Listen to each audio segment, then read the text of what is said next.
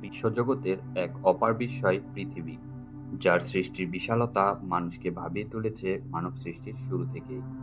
তার সাথে ভাবিয়ে তুলেছে পৃথিবীর জীব বসবাসের উপযোগিতা নিয়ে।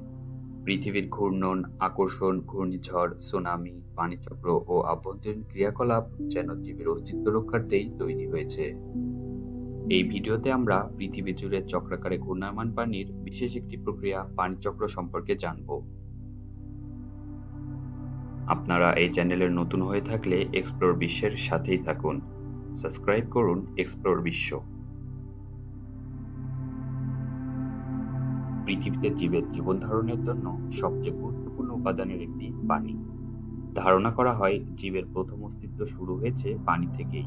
বিষয়টি ভালোভাবেই লক্ষ্য করা যায় যে পৃথিবীর যে স্থানে পানির আধিক্য আছে সেখানে জীবেরও আধিক্য আছে। তাই জীবন ধারণের জন্য জীবকে অবশ্যই পানির সংস্পর্শে থাকতে হয়। পৃথিবীতে বসবাসরত এক এক ধরনের জীবের জন্য পানিকে স্থানভেদে বিভিন্ন জায়গায় থাকতে হয়। যেমন স্থলজ প্রাণী পানিকে যেভাবে ব্যবহার করে জলজ প্রাণীর ক্ষেত্রে অনেকটাই, আবার উদ্ভিদের ক্ষেত্রেও অনেকটাই আলাদা। তাই জীবজগতের বৈচিত্র্য বজায় রাখতে পানির অবস্থানও বৈচিত্র্যময় হয়। আর এই বৈচিত্র্যময় ভারসাম্য বজায় রাখতে প্রত্যক্ষ ভূমিকা পালন করে পানিচক্র। পানিচক্রের বিষয়টা বোঝা অনেকটাই সহজ। এর জন্য আগে বাষ্পীভবন ও ঘনীভবন সম্পর্কে প্রাথমিক ধারণা নিতে হবে।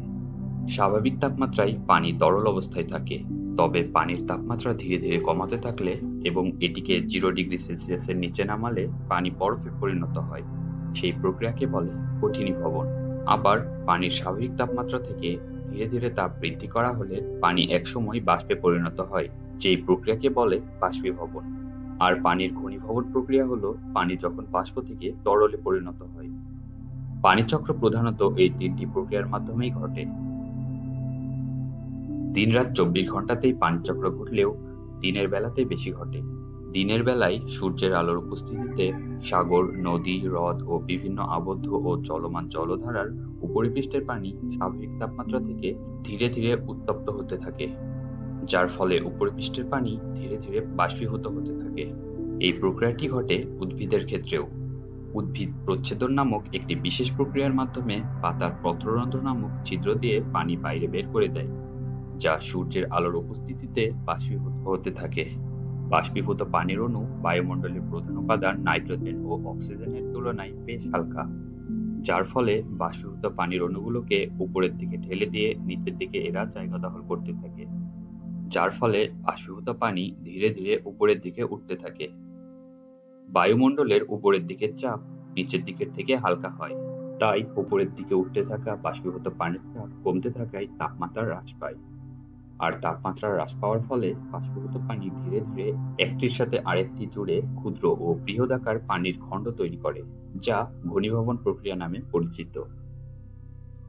এই খণ্ড খণ্ড পানি বায়ুমণ্ডলের সঞ্চারণশীলতার কারণে এক স্থান থেকে অন্য স্থানে যেতে থাকে, যা আমরা নিচ থেকে মেঘ হিসেবে দেখি। এই পানিখণ্ড অনেক সময় অতিরিক্ত চাপ হারিয়ে বরফখণ্ডে পরিণত হয়, যা অনেক সময় শিলাবৃষ্টিরূপে ভূপৃষ্ঠে পড়ে। বায়ুমণ্ডলের যে স্থানে পানিখণ্ডের আধিক্য থাকে সেই স্থানকে ঘন ও ভারী মেঘাচ্ছন্ন দেখা যায়। একসময় পানিখণ্ড আরো ঘনীভূত ও ভারী হয়ে ভূপৃষ্ঠে পড়তে থাকে, যা বৃষ্টিপাত নামে পরিচিত। বৃষ্টিপাতের পানি ধীরে ধীরে উঁচু থেকে নিচু স্থানের দিকে যেতে থাকে, ফলে পুকুর ও বদ্ধ জলাশয় পানিপূর্ণ হতে থাকে।